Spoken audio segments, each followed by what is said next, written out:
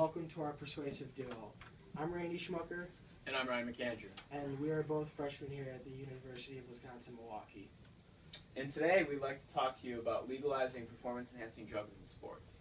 We'd like to start out with our background of sports. I myself was a varsity football player at Westosha Central High School down in Paddock Lake, Wisconsin. I played defensive end, and I averaged around 6 tackles a game. I went to school at Horseman High School in North Fond du Lac, Wisconsin, and I played baseball all 4 years. I was a left-handed pitcher. I started. In senior year, I earned the award of second team all-conference. Now we're going to talk about or introduce our problem. Our overall problem is we want performance-enhancing drugs legalized in professional athletics, simply because sports could be played at such a higher level with the use of these. A writer at Forbes.com named Chris Smith stated, "It is time to legalize steroids in sports. Not only would the playing field be suddenly even for all players, it would be at a higher level. You would be watching sports at the very peak of human athletic ability." And he really states this as best as we could have On our own, yeah. on our own. All right, and now Ryan's going to talk a little bit more about the athlete side. The problem is that professional sports could be improved further. You could have home runs being more frequent and hit farther. You could have runners testing the very limits of human speed. You could also have bicyclists pedaling faster and further distances. All right, and now we're going to talk about more of this fan's perspective. As you see here, in 1999 and 1998, there was a very iconic home run race for the single-season baseball home run record. And these two gentlemen right here were very connected with steroid use. And arguably, they saved baseball, because in 1994, baseball had a strike. Management and players didn't get along. They lost revenue. They were a failing sport. And these two gentlemen arguably brought the sport back to the forefront in the United States.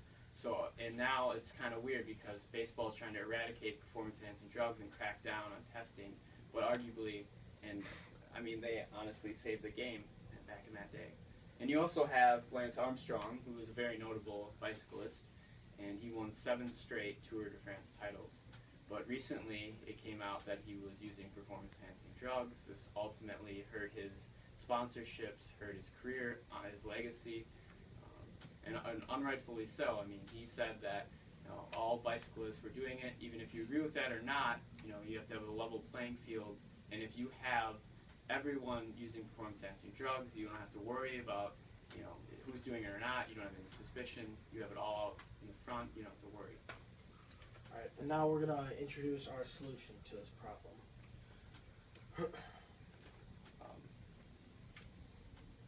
Our solution is simply uplifting the ban on performance-enhancing drugs in professional athletics. And this would allow athletes to use steroids freely without any consequences, without any suspensions, without any adverse effects.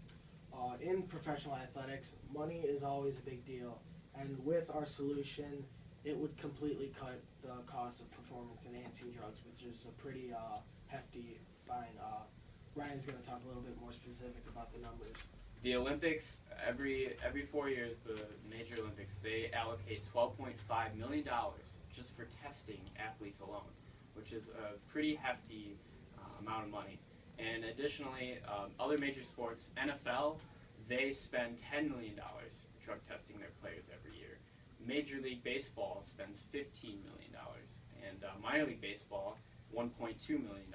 So these numbers are pretty significant, and they'd add up. So there would be savings further if they cut out this drug testing. Absolutely. And we would also like our solution to lean more towards the athlete's knowledge of what they're injecting into their body.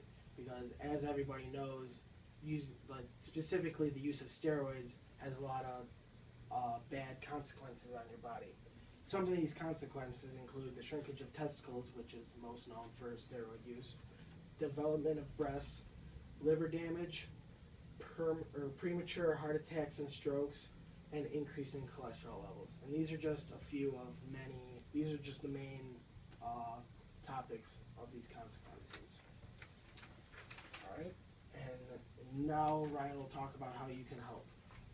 You can help today, and at this moment, you can tell your friends, talk to fellow sports fans, talk to your family about it. You can get involved. You can write to baseball, any major sport, basketball, anything you want.